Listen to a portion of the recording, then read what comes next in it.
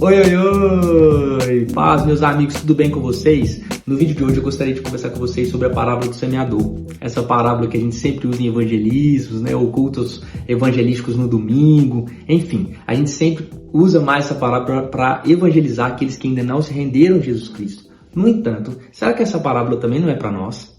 Bom, essa parábola, na minha opinião, encaixa na vida de qualquer cristão.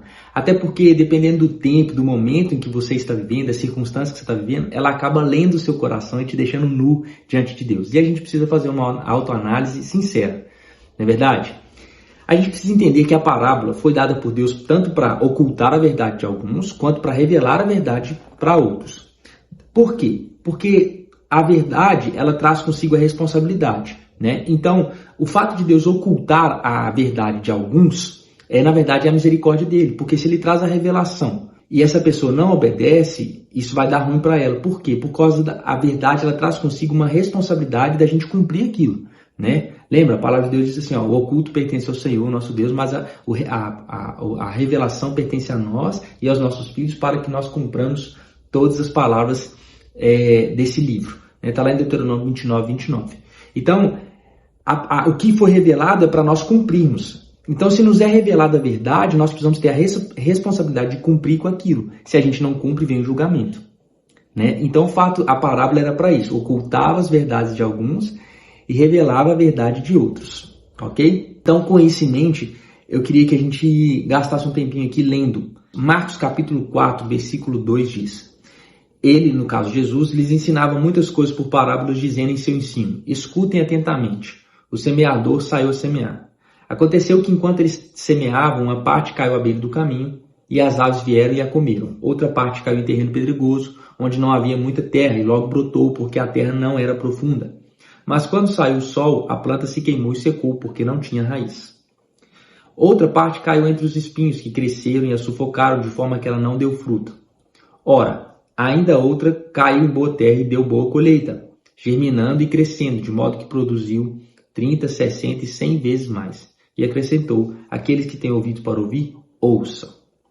Aí pula comigo aí agora para a explicação da parábola, a partir do versículo 13. Então Jesus lhes perguntou: vocês não entendem essa parábola? Como então compreenderão todas as outras? O semeador semeia a palavra. Algumas pessoas são como a semente à beira do caminho, onde a palavra é semeada. Assim que a ouvem, logo vem Satanás e retira a palavra nelas semeada. Outras são como a semente que caiu em terreno pedregoso, ouvem a palavra e logo a recebem com alegria. Contudo, visto que não têm raiz em si mesmas, permanecem pouco tempo. Quando surge alguma tribulação ou perseguição por causa da palavra, logo a abandonam.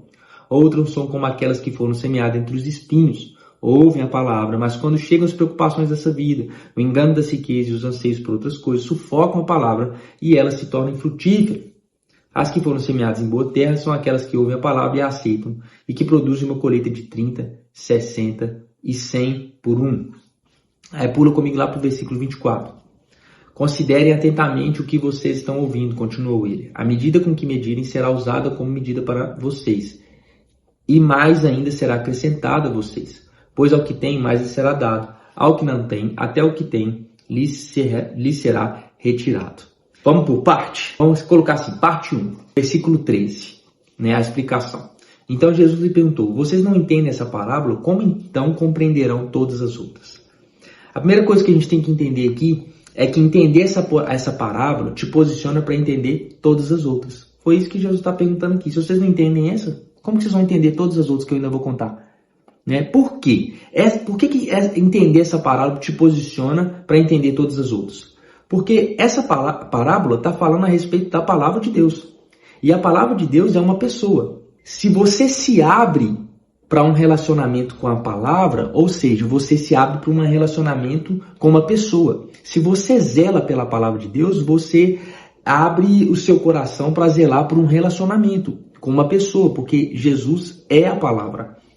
Então, se você não entende essa parábola que diz respeito de uma semente, ou seja, de uma palavra que caiu no nosso coração e que precisa dar fruto, você não entendeu o evangelho, que é sobre se relacionar com a palavra, que nesse caso aqui é Jesus.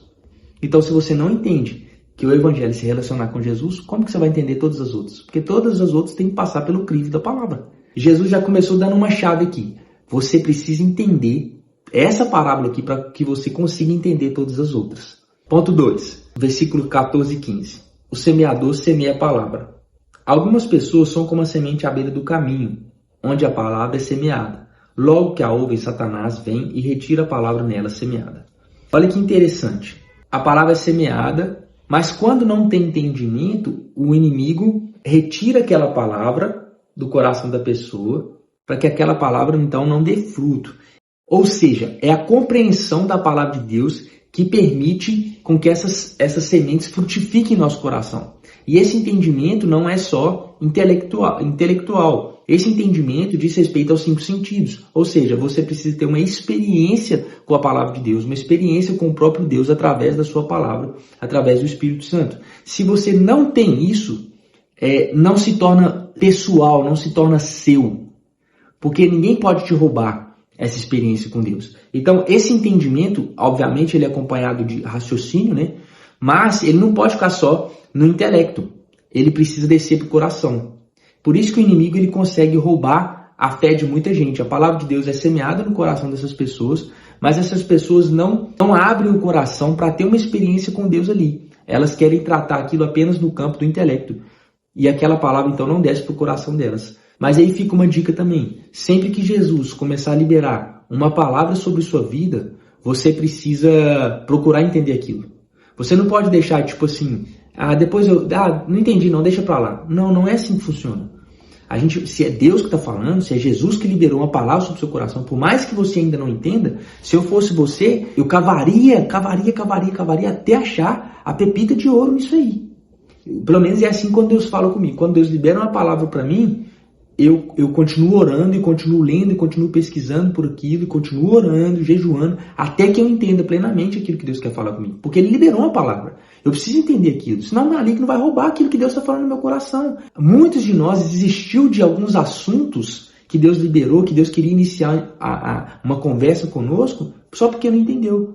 Cara, você não entendeu, você precisa cavar ainda mais para entender aquilo. Ora, jejua, bate na porta, Deus me explica, continua pesquisando, continua orando, continua levando isso diante de Deus até que você entenda. E você vai chegar ao pleno conhecimento daquilo que Deus quer te revelar. Então, o conselho que eu te dou é esse. Deus está falando comigo sobre sair do trabalho. Eu não sei direito ainda o que está acontecendo. Cara, cava um pouco mais, pergunta a Jesus, vai procurando saber, Jesus, qual é a minha área, o que eu tenho que fazer, qual é o curso. Enfim, cara, Deus falou com você sobre, sobre o seu chamado. Cara, começa a cavar isso, começa a orar sobre isso, até que você entenda. Do contrário, o maligno pode acabar te roubando de uma coisa muito especial que Deus tem para você. Terceiro ponto, está lá em Marcos capítulo 4, versículo 16 e 17, que diz assim: outras, como a semente lançada em terreno pedregoso, ouvem a palavra e logo a recebem com alegria. Todavia, visto que não tem raiz em si mesmas, permanece por pouco tempo. Quando surge alguma tribulação ou perseguição por causa da palavra, logo a abandonam. É interessante, né, que o nosso trabalho é ouvir, nesse caso, ler o que Jesus escreveu e dizer amém, cara. Se o que Deus te falou, se o que Deus nos falou nos ofende, a gente precisa se ajustar, porque Ele não vai mudar. E esse é o caso das pessoas que nesse caso aqui é o terreno pedregoso, né?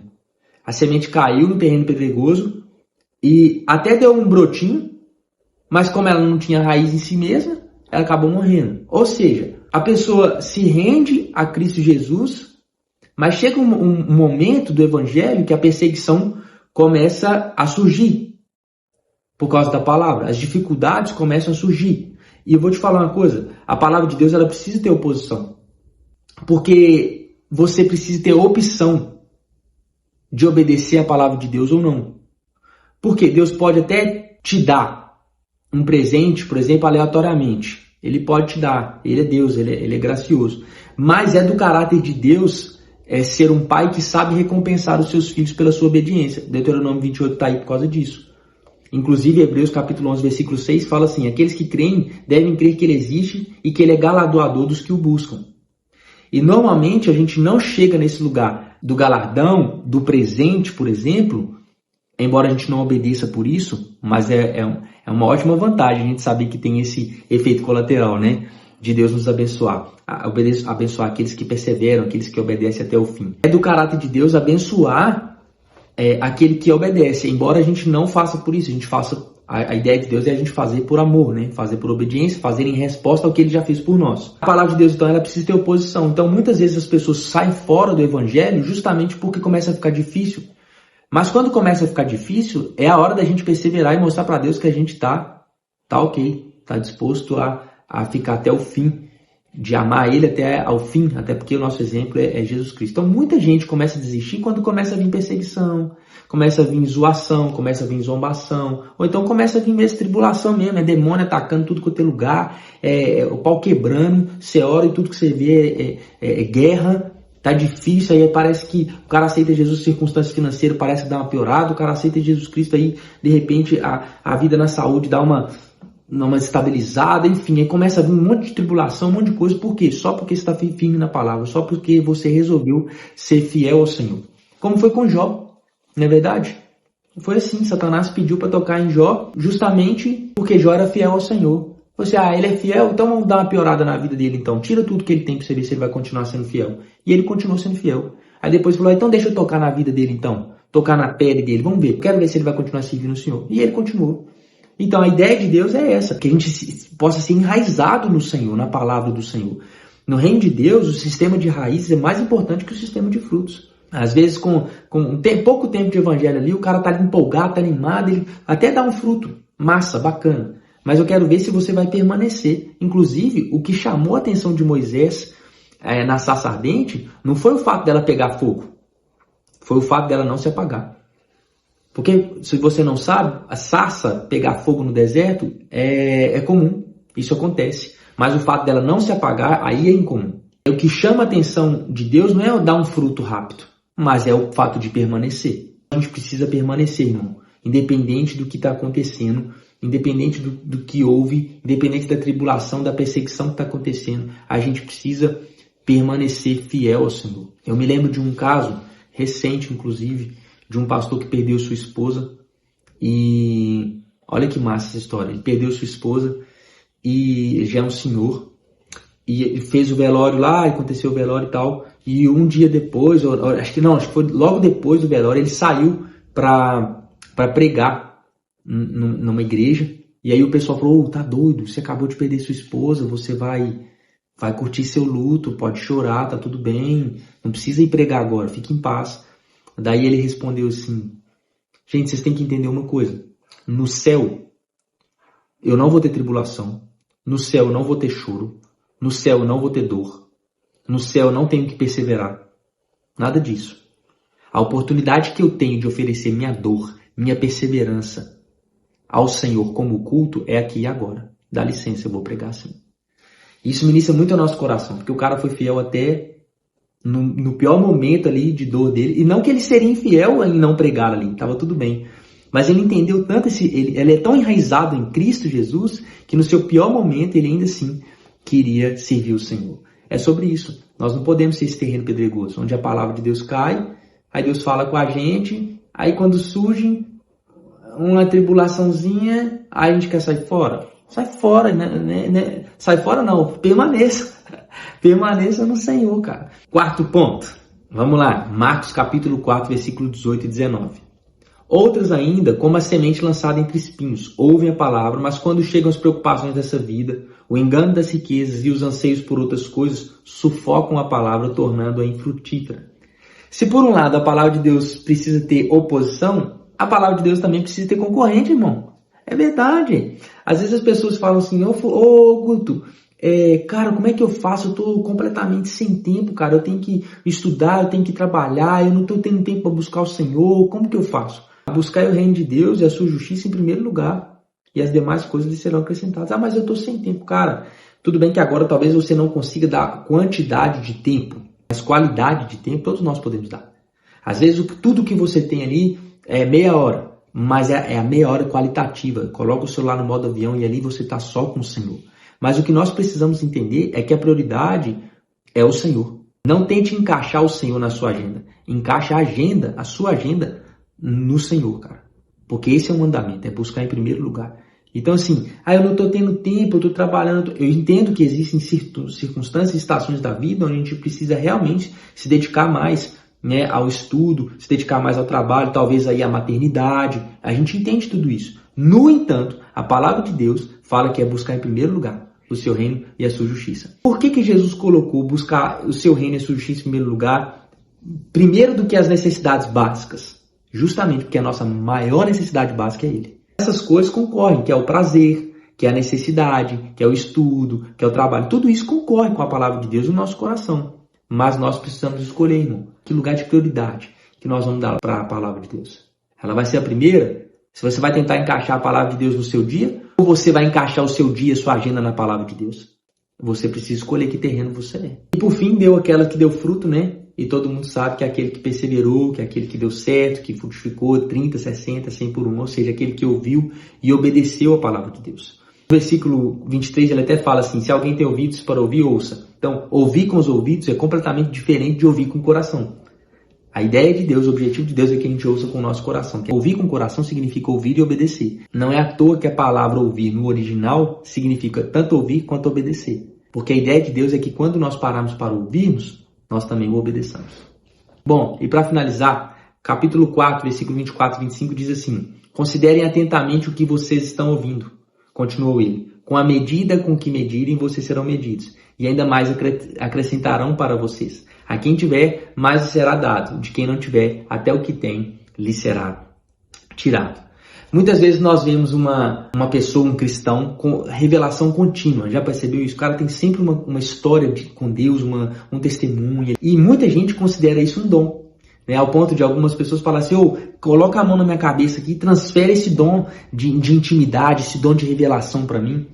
Mas na verdade, a Bíblia não está chamando de dom isso. A Bíblia está chamando de medida. Essa é a sua medida. Olha só, considerem atentamente como vocês estão ouvindo. Com a medida com que vocês medirem, vocês serão medidos. E mais acrescentarão para vocês. A quem tiver, mais será dado. E quem não tiver, até o que pensa que tem, lhe será tirado. Então, não é dom, transfere para mim. É medida. Ou seja, achegue-se a Deus e ele chegará até vós. Não é assim?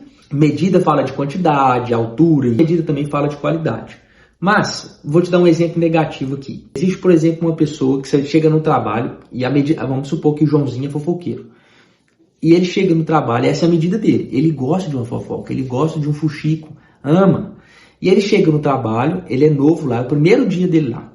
Ele tá lá, trabalhando no computador e tal. Chega alguém, um colega de trabalho, para conversar com ele.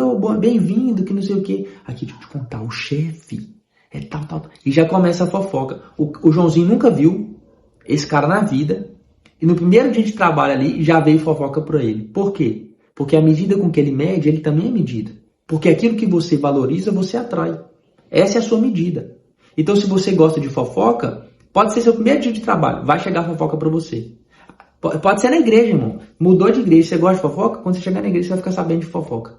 É assim, por quê? Porque essa é a sua medida. Agora, se você está cheio do Espírito Santo e gosta da palavra de Deus, vamos supor, você gosta muito de um assunto da palavra de Deus, você gosta de escatologia. Você gosta muito de escatologia, de estudar os fins dos tempos, você ama isso, você ama Apocalipse, você gosta muito. Cara, é impressionante. Você pode estar no primeiro dia de trabalho, alguém vai chegar e vai falar, nossa, você viu o que aconteceu na ciência? Ou esse assunto vem até você. Então você é um cara, sei lá, com a veia mais profética. É impressionante, às vezes você tá ali na C&A, você tá ali na Renner, sei lá, você tá em qualquer... De repente chega alguém e libera uma palavra sobre sua vida. Às vezes você tá no seu primeiro dia de trabalho também, e a pessoa vem conversar com você, se abre para você, pede oração para você, porque essa é a sua medida. Então às vezes as pessoas acham que a nossa intimidade com Deus é um dom, quando na verdade é uma medida. Eu me aproximo, eu tô próximo, essa é a medida. Eu tô muito próximo dele. Então, querendo ou não, é assim que eu vou ser medido. Nós precisamos decidir que medida que nós vamos dar para a palavra de Deus. Qual é a medida da palavra de Deus no seu coração? Ou seja, qual é a altura dela? Qual é a quantidade dela? Qual é a aproximação dela? Qual é a qualidade dela em seu coração? Nós precisamos fazer uma autoanálise. No fim das contas, que solo é você hoje? Que terreno é você hoje? Faça uma autoanálise sincera, hein? Jesus te abençoe. Beijo, queijo.